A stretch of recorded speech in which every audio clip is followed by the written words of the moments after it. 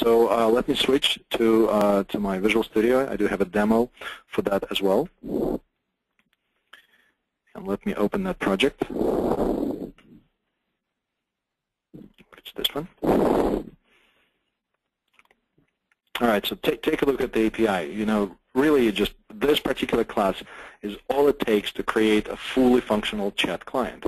So you create WebORB instance of WebORB client connected to the server and provide a callback for the subscribe event, just so we can indicate in the UI that the client has subscribed. And we also register a subscribe responder, which basically points to a function that is called whenever we receive a message.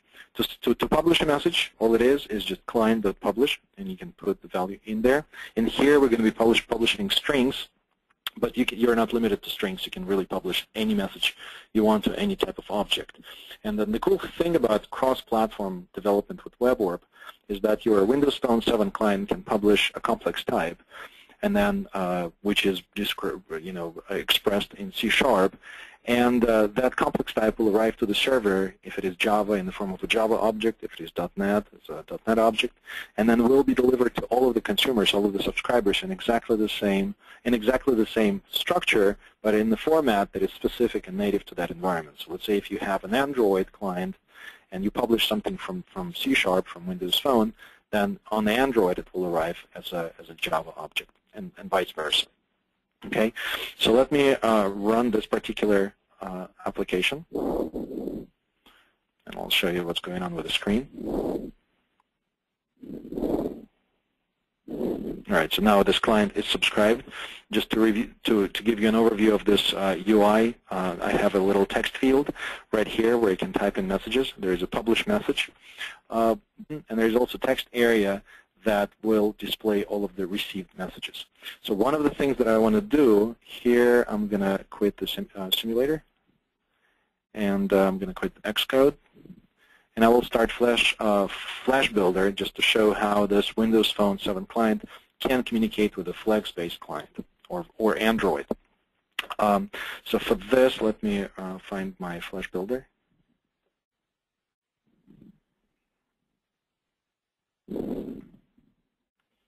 All right, so meanwhile, there's a question, what happens if I publish a message when I don't have an internet connection?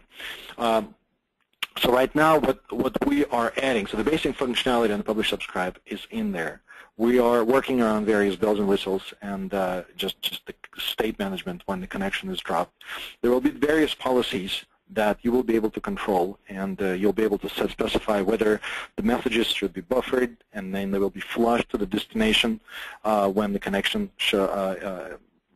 resumes, or the messages may have an expiration date. So all of that will be configurable through the APIs.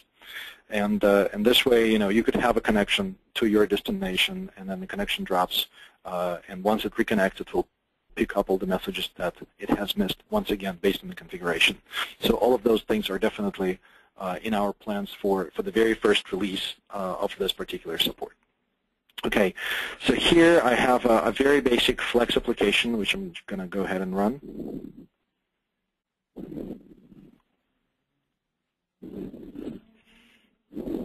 Now, since it is Flex, it can actually run on Air, and Air can be deployed into Android, into iOS, into BlackBerry Playbook. So in theory, this can be a very nice solution for connectivity between Windows Phone 7 and all other devices if you were to go with Air.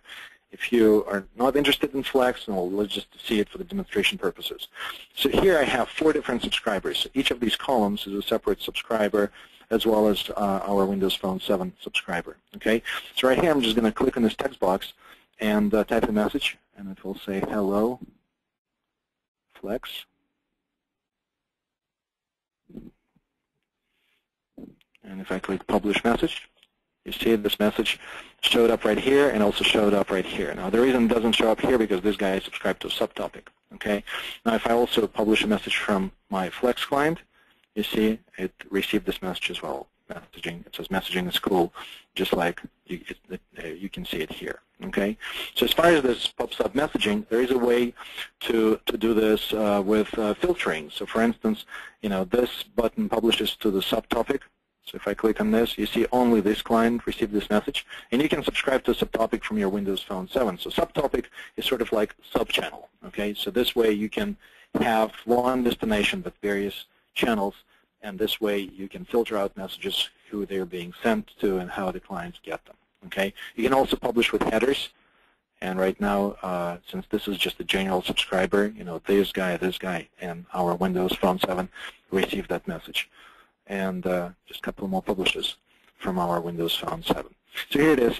This is live, and this is using RTMP as well for getting those messages out there. Okay. So hopefully this demonstrates the concept of publish-subscribe messaging. Now, as far as integrating this with something else, it's really just a matter of modifying configuration on the web on the server side and linking it to MSMQ or ActiveMQ or IBM MQ series, and we support a wide variety of various message queuing systems. Okay, so Dwayne is asking a question, when is that? I assume you're referring to the actual release, if I'm not mistaken.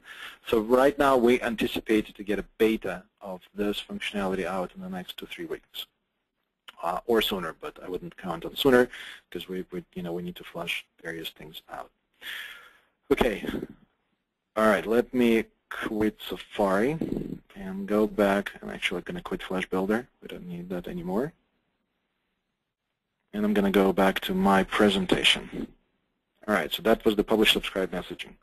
Actually, that was the last demo that I had, and we have a little bit of time left. So if there are any questions, we can look. I'll be happy to answer. And meanwhile, I'd like to play with that code generation and really get it to work. So I'll be paying attention at the questions window here, and if there are any, let's just open the discussion.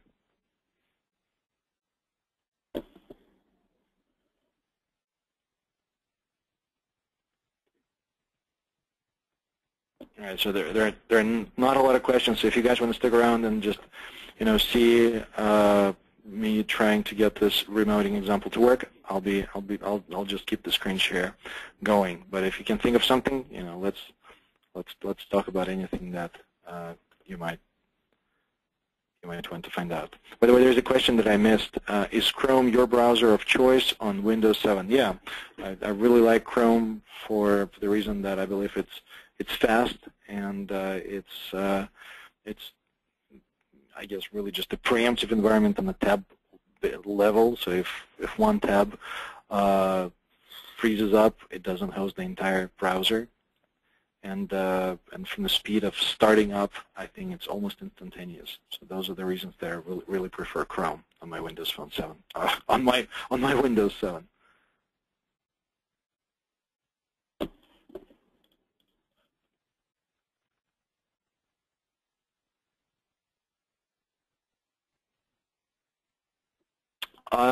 There is a question, which Windows Phone 7 is best for development? To tell you the truth, I have not experienced that many different Windows Phone 7 phones. The one that I use is HTC HD7, which really, I believe is a great phone. It's fairly nice. It's kind of thin and very pleasant just to keep it in your hand. As far as Windows Phone 7 OS, it's going to be the same everywhere. As far as integration between Windows 7 and Windows Phone 7, you download your Zune client, and it's very easy to get going. So, to tell you the truth, for full disclosure, I haven't played with any other Windows Phone 7 device. So, but this one, does everything that I need for the development. There is a question, any other iOS relevant features that you can show? So at this point, where we are with iOS, we have support for client-to-server invocations. those are the invocations that work with highly optimized protocol. It is HTTP based with AMF being on the wire, which gives us a lot of opens up a lot of possibilities because it is very fast. It is asynchronous. And also we have RTMP. So as far as the RTMP, we can invoke server-side functions. We can invoke client-side functions, as you saw in this earlier demo. Right now we're working on adding remote shared objects, and after that we'll be adding support for video streaming. So you will be able to record videos from your iPhones and iPads and or do live broadcasts using our component and our server. So those are the plans. As far as the actual demos that I have set up, I'm not really prepared to show them now, but as we get closer to completion, and right now the goal is end of May, we will be setting up another webinar to demonstrate everything that we have done for iOS. Let's see. So there is a question, are there any plans to develop an interface between JMS service and Microsoft Toast notifications? It actually would be available with what I have demonstrated to you, because you can create a subscriber in your Windows Phone 7 application, and just like you can see it right here. So you can subscribe to receive messages from the destination, and then as messages arrive, you just call the Windows Phone 7 APIs to the Toast notifications. So there's really nothing extra that you would need from us to make it happen. It's really just a matter of wiring the subscriber when you get this callback with your Toast notifications, and it will work. It will work out of the box once you get a hold of this component which we have developed. So hopefully this answers your question. Let's see. Currently, Windows 7 does not have a universal chat client like Trillium. Could your tools help build one? Absolutely. And this is exactly the point. Although I wouldn't limit it just to the chat client. But chat is probably like the most basic and the most visual way of demonstrating, publish, subscribe messaging or messaging through remote shared objects. And with what we have today, and today we have already released that functionality for Android. We are very close to getting it released for Windows Phone 7, and we are very close with the same exactly APIs for iOS. So given that the APIs are the same, for us, to create the doc is really going to be copy and paste with modifying the examples to reflect, I guess, the native environment, the native programming language of those mobile systems. You can say that you can use WebORB with our client-side components to become that universal client. So that's definitely, you can think of it that way. There's a question if WebORB supports Java programming in Windows Phone 7. No, it does not. Really, WebORB is an integration server. It provides the connectivity between client-side environment and server-side components and services or messaging streams. And to tell you the truth, I'm not aware if there's I'm not saying that there is not, but I'm not aware if there is something out there that would let you program Java applications to run on Windows Phone 7.